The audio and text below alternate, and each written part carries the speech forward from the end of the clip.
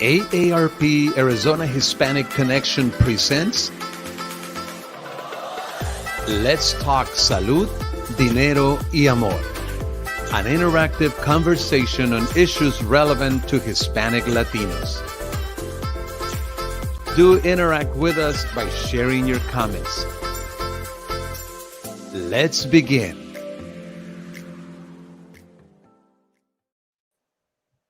Welcome to AARP, this special program. I am so used to saying Arizona Hispanic Connection, but we just changed the name of the show, and my brain wants to say the same thing I used to say before, but this is Let's Talk Salud, Dinero y Amor.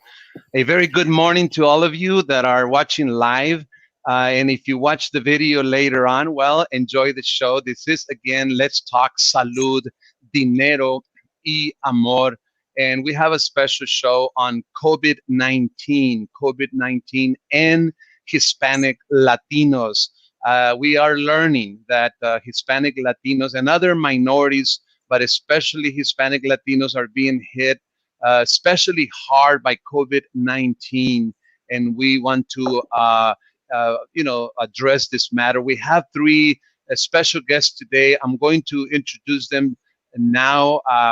It's a privilege for me to do this show, and I am very thankful that being so early in the morning, it's 7 a.m. Arizona time, this 11th of July 2020. So I'm very thankful. I'm going to present all of our guests at this point, and what I'm going to do is I'm going to ask each of you to say a little something about yourself, because if not, I'll be speaking forever and ever, and I don't want that. I want your voices to be shown. So let's start with Dr. Francisco Moreno, medical doctor. Would you mind introducing yourself and just saying a little something about yourself, please?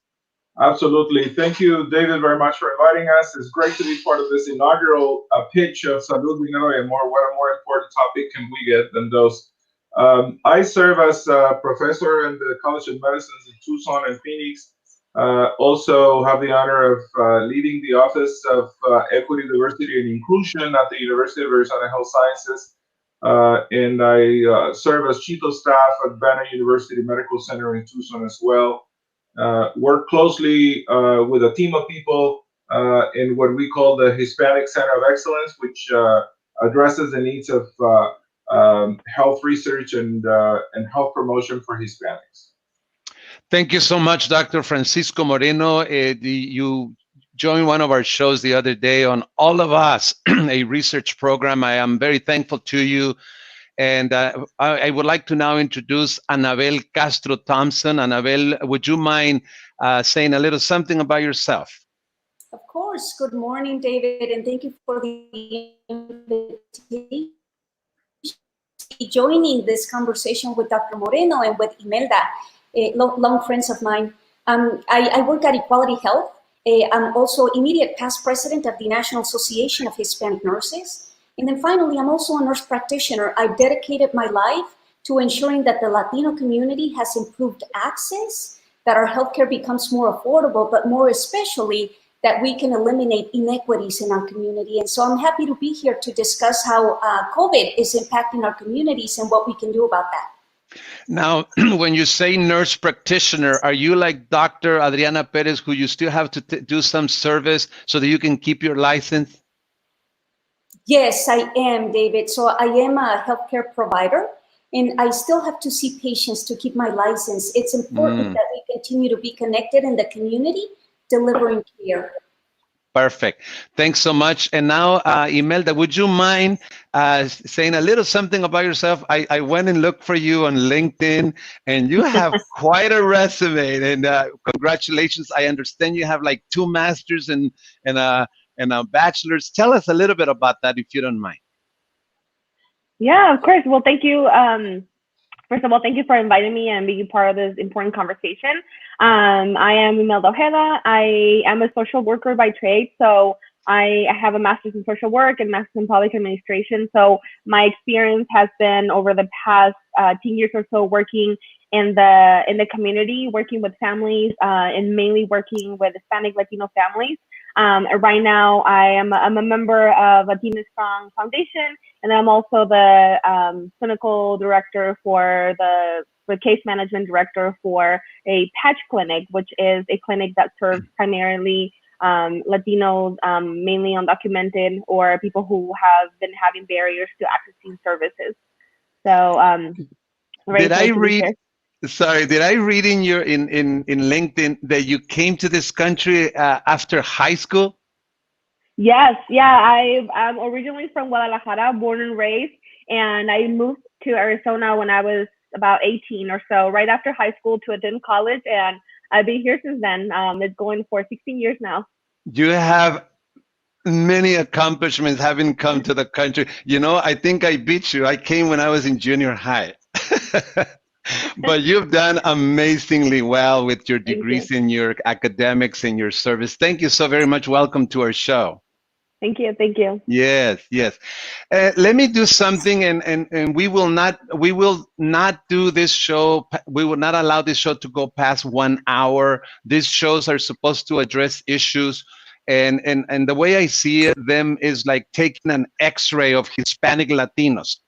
I want these shows to take an X-ray when it comes to the state of Latinos in health, the state of Latinos in money, the state of Latinos in retirement preparation, in voter engagement, the state of Latinos in political involvement, in upper mobility. We want to take an X-ray of Latinos in this show, and this is basically the idea.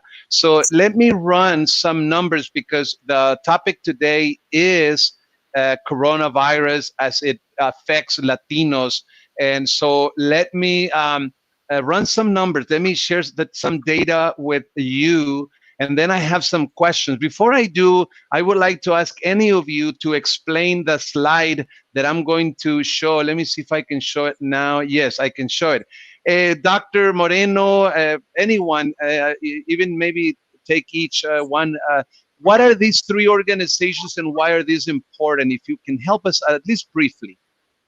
Yes, absolutely. I'll get started. The World Health Organization is the single organization that orchestrates the response to COVID and infectious similar diseases all over the world, and it's part of the United Nations organization. So it's a very, very important legacy organization. The Center for Disease Control is the aspect of the American federal government that addresses also public health, and they are the place where the information on incidents of the United States happens, and the Arizona Department of Health Services does the same thing for the state of Arizona. These are the official go-to places that provide information that is not biased and that we can go to. So definitely three resources very important for the community. The WHO, right? World Health Organization .int. Never seen this termination in an email, but it's INT. I suppose it means international.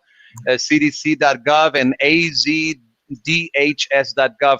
These are an international entity, a national entity, and the state entity. We really want folks to keep this in mind whenever they need official information. This is where they will find them. Thank you so much, Dr. Moreno. And let me just share with you. Go ahead, Annabella. I think you raised your hand. You wanted to add something? I did, David. You know, I always get a lot of questions from the community, and I know that there's a lot of disinformation and erroneous information out in the community about what to do if you find yourself afflicted or affected. And I will tell you that I love all of these organizations, particularly the CDC. They have their information in many different languages, especially Spanish language. And so it's a great way to, or a great place to find factual information about anything related to COVID. And then lastly, I wanted to say for the Arizona Department of Health Services, for those people that need information about statistics, but more important, where are the testing places here in Arizona? Good point. The registration, whether you need an appointment, etc. All that information is found at the Arizona Department of Health Services. And I saw that I was going to move on and you raised your hand, which I appreciate. So the three of you at any given time, if I'm not calling on you or something, if you want to add something, or just raise your hand and I can see you from here, obviously. So let us move on with the data. It is unbelievable, but again, at the World Health Organization website, we learned that over 12 million cases confirmed with COVID. Over 555,000 people have died, and this has affected 216 countries, areas, or territories. In the U.S., we have exceeded 3,100,000 cases, and over 132,000 people are confirmed dead due to coronavirus.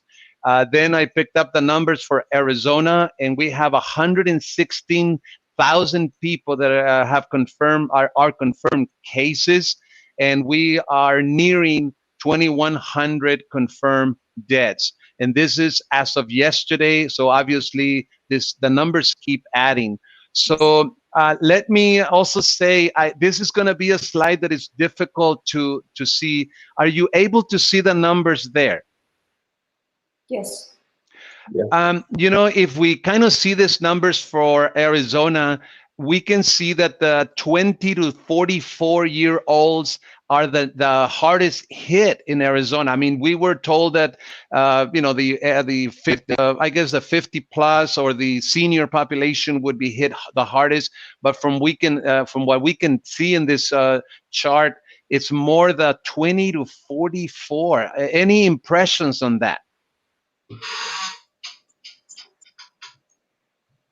Are you surprised that the senior population is not the group that has been hit the hardest, especially here in Arizona? I'd like to make a comment, David, if we may. Of course. What happened since the beginning? We were told, hey, there are some risk populations, and those that are older than 65 are at highest risk, and we have to take care of them. They need to be isolated. They need to not be out in the community. They should be wearing a mask. But then many other people have thought that because they were not high risk, it was really okay to be exposed. Also, folks that are 20 to 44 are, of course, the ones that have to go out and work, the people that have to be bringing the bread home. There's a lot of urgent needs that our community have that we cannot just all isolate. However, I do believe that the population 20 to 44 has let the guard down significantly in terms of measurements we could do to protect ourselves from the infection. I'd like to hear what my colleagues have to say about that. Go ahead. I would also add to what Dr. Francisco Moreno said is that I think initially the elderly population, because they knew that they were going to be afflicted more severely, they heeded the warning. Perhaps they stayed home, right? The younger population, I think, because we were hearing that if we got the disease, perhaps we weren't going to have symptoms, or perhaps our affliction was going to be less. I think, like Dr. Francisco Moreno said, we let our guard down. And so now these are the populations that are going out into the community and spreading. What I will say, however, is that we are seeing that when it comes to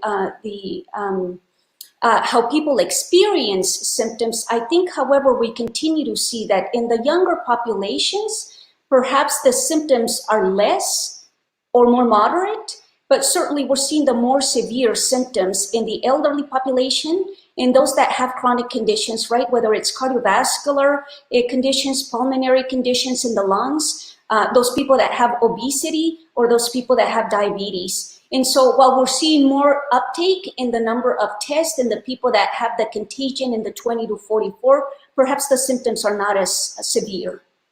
Got it. Imelda, I think you raised your hand. You wanted to say something? Well, I just, I agree with Dr. Moreno and Annabelle that I think that since the beginning, we received a very strong message that our 65 and over, they were at higher risk. So I think families took, the necessary measures to keep them safe and keep them isolated at home.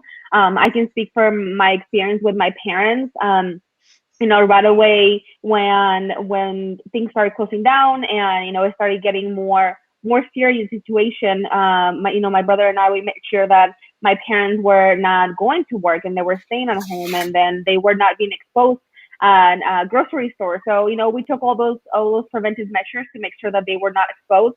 But I think, like Dr. Moreno said, I think that the 20 to 44 years old, that's mainly the workforce, people that have to go out there and continue working. And we also let our guard down. We thought that it's just affects, the elderly population, and we should be fine. And I think that's where we've seen this big spike as well. Yeah. And obviously, to the right of the graphic, Hispanic-Latinos, it's about 26%, 23%. I myself can't see that image clear; it's a little bit small. The white population, non-Hispanics, is like 16%. So it's a considerable difference. The Hispanic-Latinos are being hit hard, the hardest by far. I thought, Dr. Moreno, you wanted to say something else? Yeah, I wanted to make sure we got a chance also to speak about race and ethnicity. Yes. Very important. When you see that slide, the largest column in the bottom says unknown, which means in Arizona, about half of the people have not reported ethnicity or race. So it's 23% out of half of the people. So it's really 46% of everybody who has been tested and reported race ethnicity is Hispanic. In a state where we have 30% of Hispanics, that's a 50% greater rate of infection than any other ethnic groups. And if you also look, very interesting, what communities are being affected, the same site can let you choose by the rate of people that are infected, not just the total number. Of course, Maricopa has the largest population, but if you look per rate, the area of Nogales and the area of Yuma, the largest border towns, are devastated, and the rate comes to closer to 80+%. So we're leading the nation in the rates of infection in Arizona, and it's clearly worse among the Hispanic community. Yes, let's move on because we have a lot to cover in a short time. So again, this is the data for Arizona. Now, let's move on to the questions now. Let's move on to the questions. So you'll see 9 questions there. Let's try to address them all. We will not be able to go too deep into them because of time. We really don't want to make this program more than an hour. Let's actually try to make it less than an hour. So data, we already covered the data. Then here's a question. Let's go basic because I think it's important that people hear it again. What is the coronavirus? How does it show up? How does it spread? And what can we do to avoid it? So let's kind of go basic. What is the coronavirus? How does it show up? How is it spread? Anyone? You want to start, Annabelle? Sure, I'm happy to start. So the coronavirus comes from a family of coronaviruses.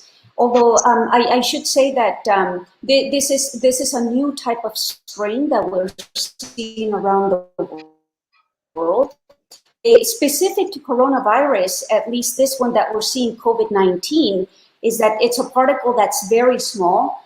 Some of the information that we have, and we should say here in this segment, right, that the information continues to evolve and change, but the information that we have is that it is transmitted through respiratory droplets. What does that mean? That it comes from our respiratory system, and anytime we talk, anytime we cough, anytime we sing, anytime we yell, right, the droplets spread through the air and can land on surfaces that if you touch those surfaces and you touch your head, your face, or your eyes, your nose, your mouth, right, your ears, you can transmit it to yourself.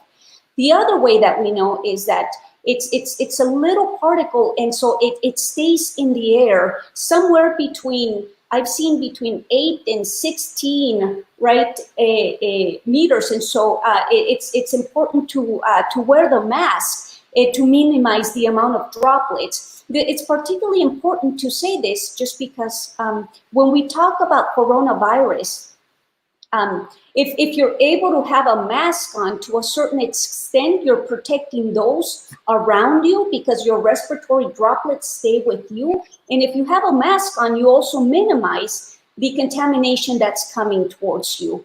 I'll allow the other panelists to just also provide a little bit more information so that I'm not talking about everything that's in number 2.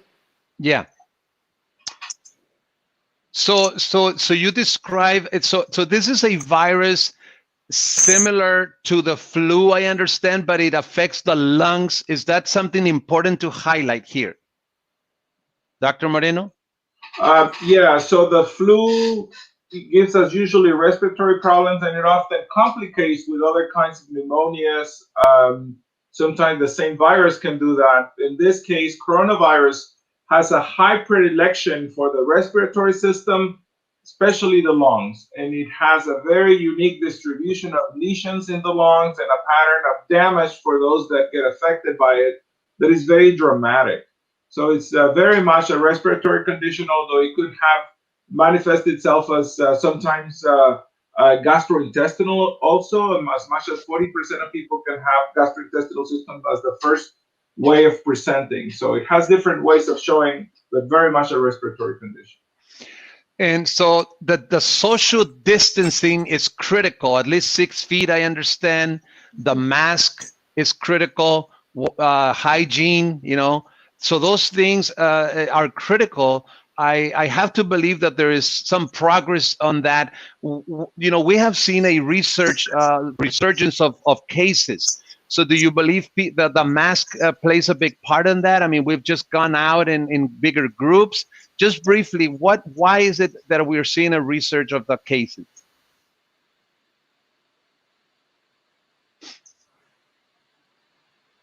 I'm trying not to jump very fast and take the word from my colleagues here. So Go for it. Go for it. It's okay. Yeah, so absolutely. It looks like we were given a message to stay at home, shelter in place as much as you can. Don't go out and congregate in groups larger than 10. And don't go shopping. Don't go have fun things outside of the house. Well, then we were told it's okay to do it. And it almost looks like we went from 0 to 100 miles per hour in no time. It was categorical for us. We either hold it or we don't. That was a recommendation from officials and the government. We need to use our common sense and recognize that you cannot go from not seeing anybody and staying at home to going to a big party with a bunch of people. We have to really minimize unnecessary contact as much as possible. If we have to go to work, yes, we have to go to work. Some of us have to do this. Well, if you go to work, protect yourself, protect other people, wear a mask, keep a distance, wash your hands frequently. Do your best to make sure that you're minimizing the contact without sacrificing the essentials that you have to do. Definitely. Let's move on because we have a lot to cover. So I think it's important for people who are experiencing the symptoms to understand how to handle those symptoms, because I mean, it could be that some people, if as soon as they start feeling symptoms, they're going to want to run to the emergency room. Please help us understand what is the best or the best approach when somebody is beginning to have symptoms. Annabelle?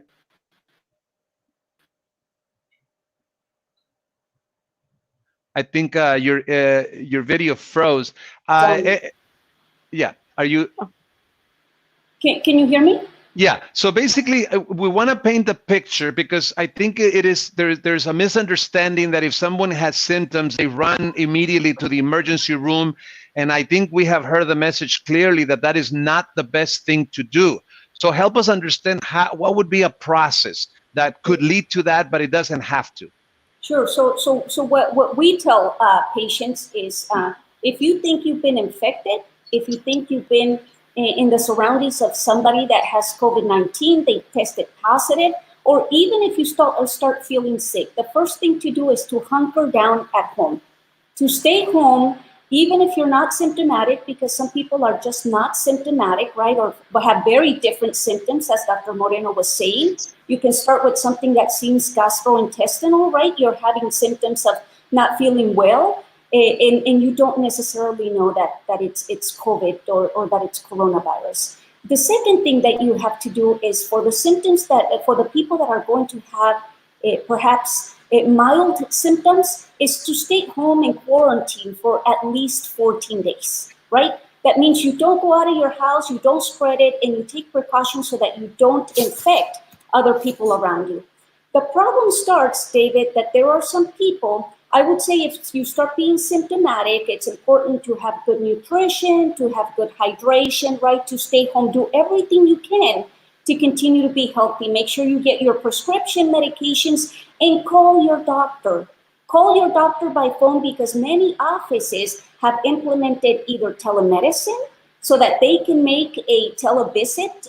You can see your doctor and talk to your doctor by the phone. Another thing that many practices are doing is they're spreading out their practices. If you feel you're infected, if you're symptomatic, if you need to go in and see your provider, they might tell you to go to a specific location where they're seeing the patients that perhaps have COVID or take those precautions. And then in other offices, they're seeing more well patients. The problem starts with those people that are having moderate and severe symptoms, such as you start having fevers, right? Fevers can be very dangerous for little kids, for infants particularly, because they can lead to seizures. Also in the elderly, high fevers can lead to dehydration, and so that can be a problem, right? In addition to that, some of the classic symptoms that we see that can be severe and often prompt people to go to the emergency room is that you develop this cough and this shortness of breath because it can turn into a pneumonia, right? Or some other type of respiratory severe infection. And so if you're having any shortness of breath or difficulty breathing, certainly appropriate to go to the ER or to call 911. Do not wait. But if you're having mild symptoms, it's very appropriate to contact your doctor by phone or by telemedicine and ask for suggestions in medical, what is it? Medical, yes, thank you. Yeah. Go ahead, Imelda, go ahead.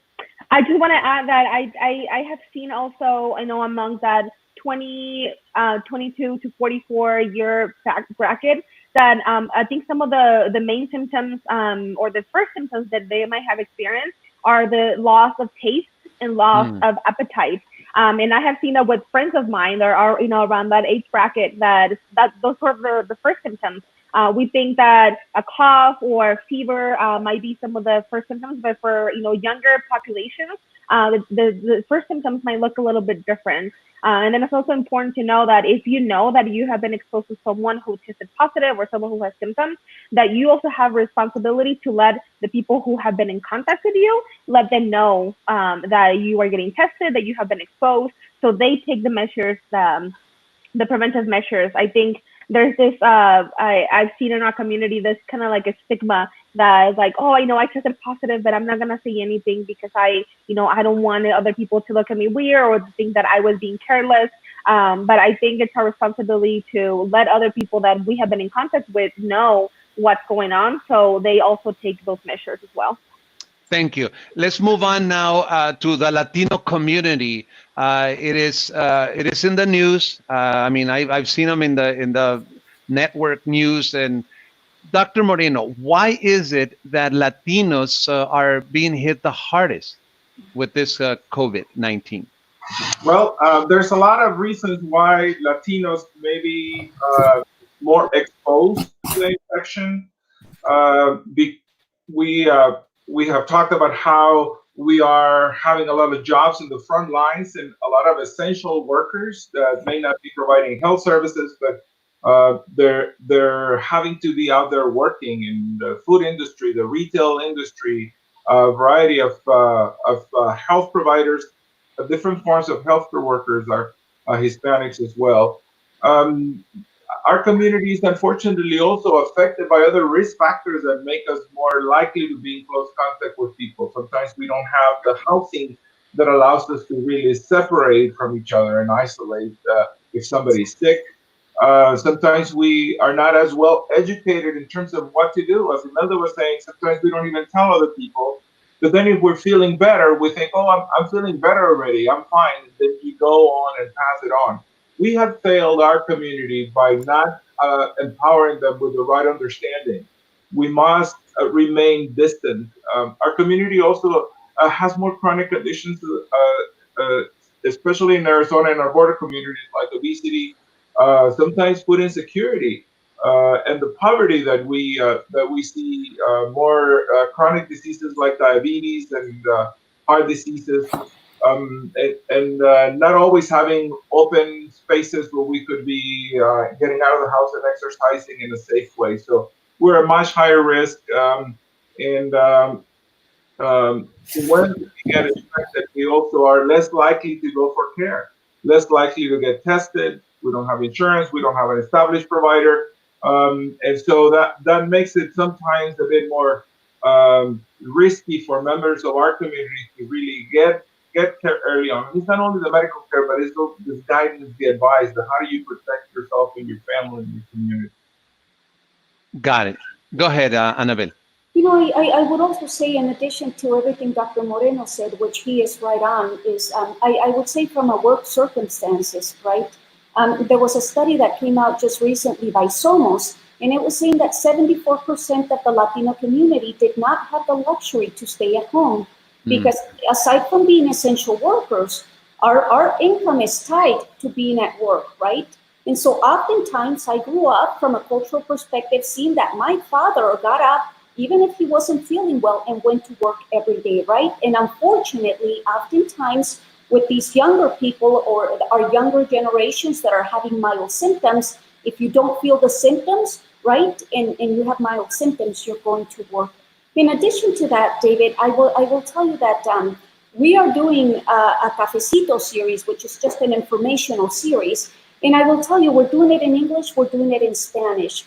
The preponderance of people that are showing up for our Cafecito series is in Spanish. We just don't have a lot of trusted sources of information where we can go and say, hey, I heard this, and it might be a myth, and my network is telling me this, but it might not be appropriate. So we are seeing that while there's a lot of information, it's hard to know what's veridical, what's truth, and perhaps we need to do more on the Latino side, right, to make sure that we're giving culturally appropriate and linguistically appropriate information. And then last, what I will say is, it's not just about the testing and it's not just about the information. It starts from, if we are having an event, how do you register, right? So somebody giving the information in English and in Spanish. When you show up at the test, allowing your family members that you might have brought with you, right? What is the big follow-up on that and the education that needs to happen so that once we find somebody that's positive, that we don't infect the rest of the community. And so it's a more global and comprehensive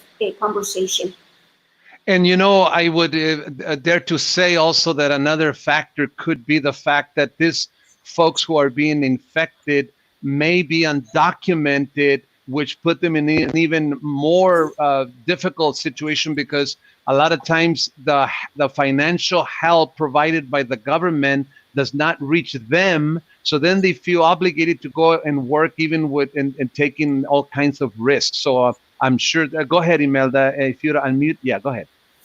Yeah, one of the things that we have seen in the undocumented population is that barrier to even get tested.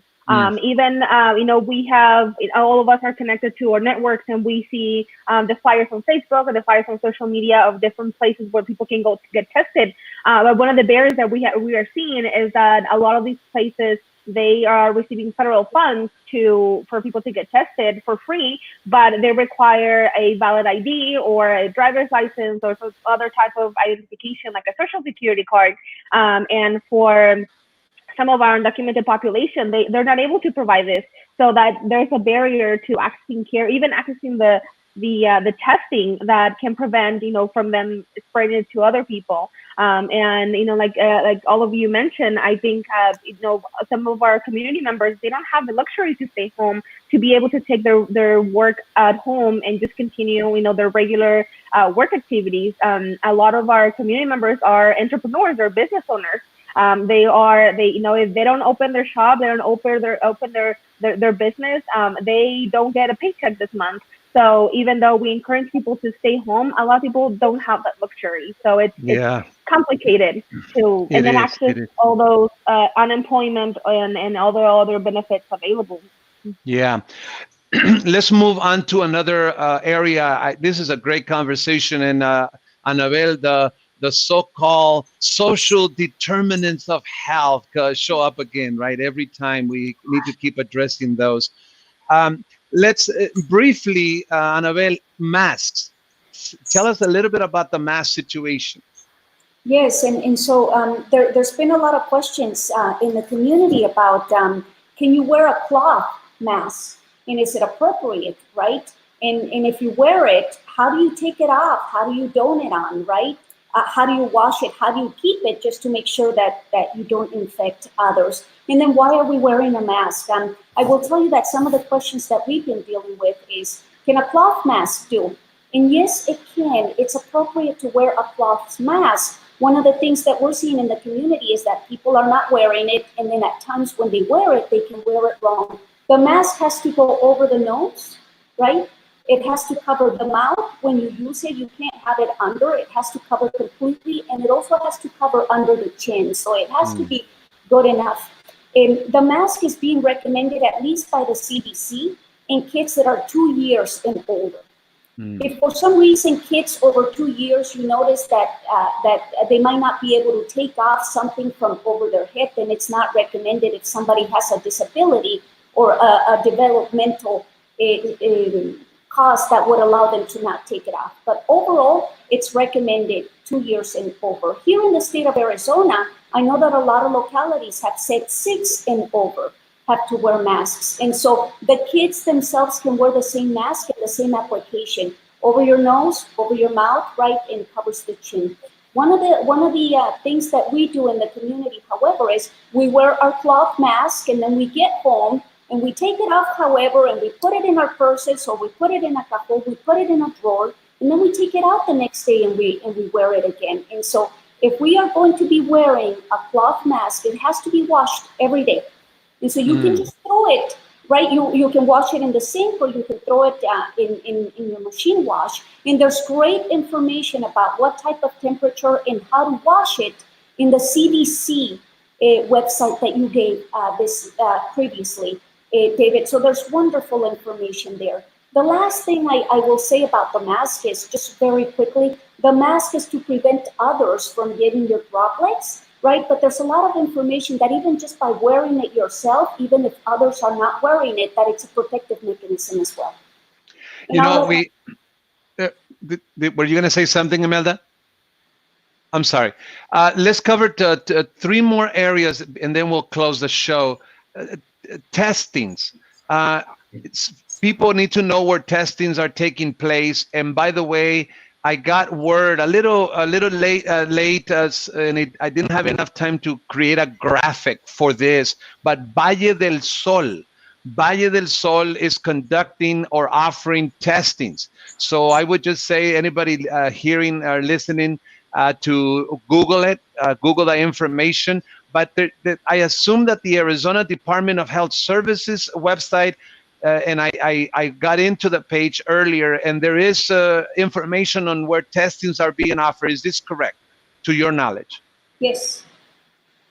So anybody who needs testing, they can go to the AZDHS.gov, Arizona Department of Health Services. Again, AZDHS.gov. And you will be able to find information on where testings are offering. I know that every city is another good place to go and knock the door on, because they most likely will know, most likely they will be offering testing, or they will know. Go ahead, Annabelle. Sure, David. And I also wanted to tell the audience that's watching us that Equality Health, the foundation, has been doing testing almost every weekend in the community. We've provided 4 sites of testing, and there's more that are being envisioned. I will say today, in fact, we're also hosting a testing event out in Glendale. We're testing 1,000 people. And so the Equality Health Foundation is another great source for getting the testing done. Now, this is just testing for people that have actual infection or fear that they're having symptoms and they're infected themselves. We're not doing the antibody testing just yet. Got it. And I think, let me see. Let me see here. So what do you mean, Anabel, by assistance, financial assistance? Where are the community and financial resources to help those most in need? What is that about? So what I wanted to touch upon, and I think we've been discussing it, David, between the four of us here today, is that in order for people to be able to stay home, there has to be some type of assistance so that they can remain at home, right, and stop the spread of disease. And so there's a lot of information and a lot of resources out in the community resources, foundations, community-based organizations that have received funding and are ready to help people that are having financial difficulties. This might be rental assistance, utility assistance. Certainly we're seeing a lot of food insecurity. So where are the food boxes? Where can people get assistance with that?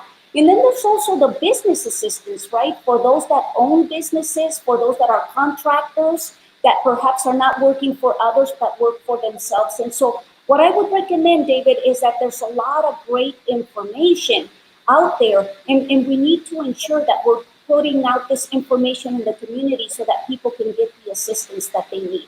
Got it. Yes, I would like to share another resource. I've noticed that since March, when people started working from home and started experiencing the effects of the pandemic, there's a group, like a grassroots group of agencies that have come together. So if people go to the website mutualaidphx.com, this is kind of like a hub of resources for the community where people can actually, send, complete a short survey of what type of assistance they need, and someone will contact them to guide them to the best place. And then also the phone number is 623-688-1685. They are on Facebook, they are on Instagram, mutualaidphoenix.com. And a lot of people have donated resources to them to do food boxes and to do other resources for families in the community. So there are a lot of different organizations who are coming together to support our Latino community, so which is amazing. Thank you. I'm going to post a question by someone on Facebook. See if you can answer that. Here it is. It says, if a person tests positive after no swab test, but is asymptomatic and tests again about 11 days afterward and comes out positive again, does he get counted as a new positive test? Is that a simple yes/no answer, by the way? It's a simple yes/no answer. So the answer is no, it's not counted as a new case. Okay. There's Perfect. a way of identifying the individuals, and people are not double counted as new cases. Perfect. Thank you, Alex, for your question. Let's end the show, and I want to give it to Dr. Francisco Moreno. You suggested that we talk about stress, and we'll end with that note.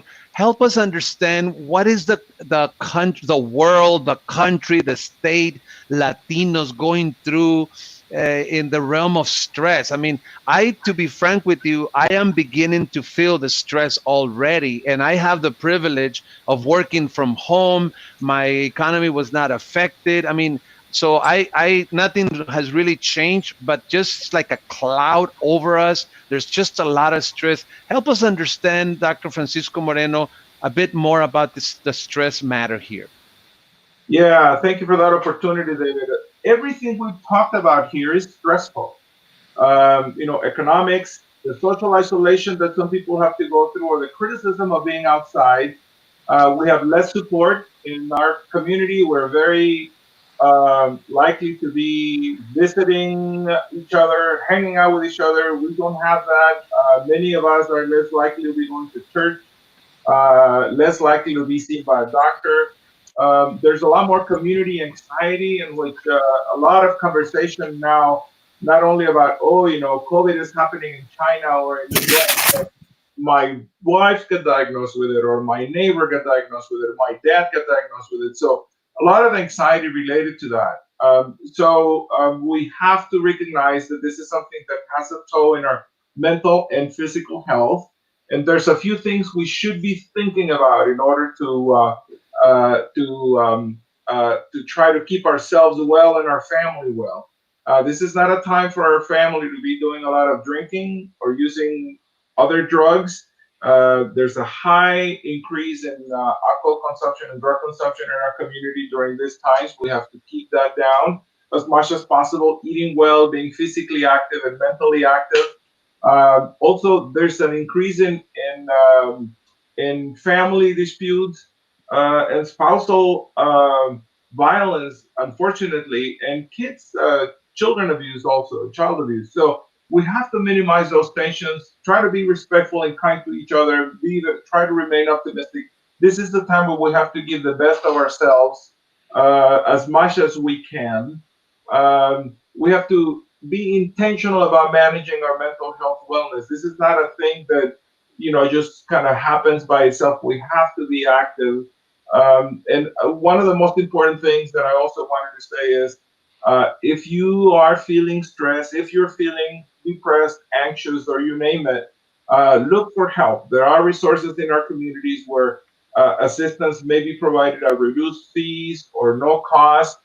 The colleges of medicine that I work with in Phoenix and in Tucson both have programs to help individuals who are not having access to care, those that are uninsured or that also have trouble with access for any other reason. So, and the services that we have available are also available online and in your language. Thank you. Well, we have lots of resources, the WHO, the CDC, the Arizona Department of Health Services. You have the cities at the state level. You have organizations such as, the universities too are also, I assume, are very much involved, the cities. The Valle del Sol, Chicanos por la Causa, Equality Health, AARP has a lot of resources. There's just a lot of good resources out there. Let's just come together and help one another, be mindful of each other. And we have to take control of this disease and literally bring down the cases and the deaths. So it's a group, a country, a world family effort. Let me just end by giving Imelda and Annabelle the last few seconds. If you want to add anything, any suggestions to the community, anything in your heart for the community, and then we'll end the show. I think Dr. Francisco Moreno kind of already expressed the issue of the stress, but anything else that you want to add before we end?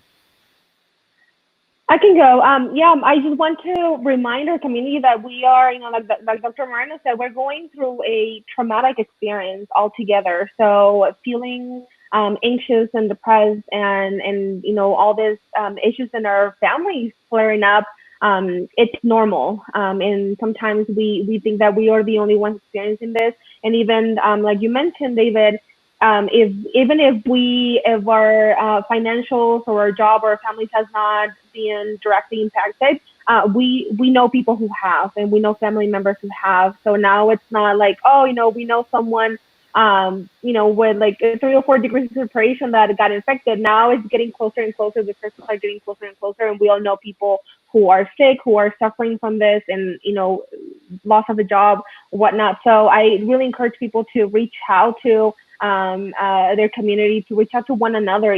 Maybe your neighbor knows resources that will benefit you. So just stay connected. More than ever, it's important for our community to stay connected and to share, their feelings and what they're going through with others. Even if it's a family member, a coworker, someone, let them know what's going on so they can connect you with resources that you might need.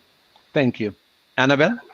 Sure. I will say, David, the first thing is that this is a time for physical isolation and not necessarily social isolation, right?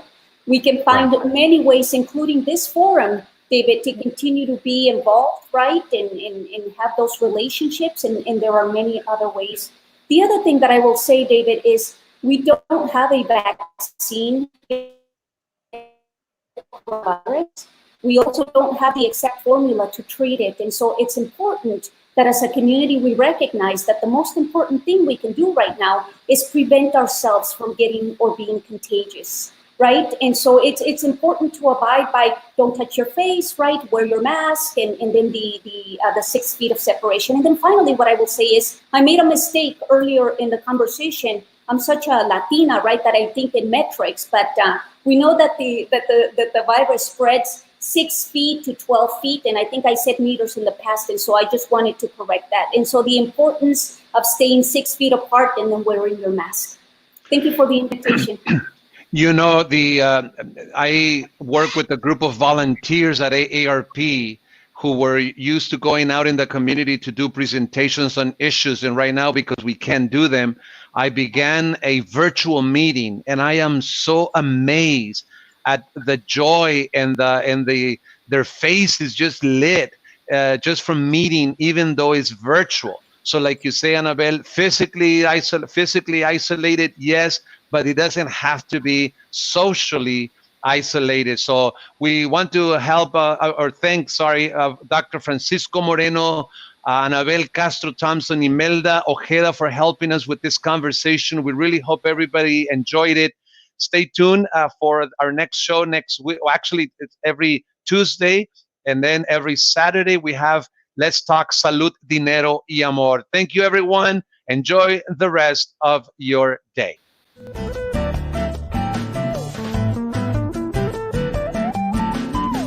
Arizona Hispanic Connection.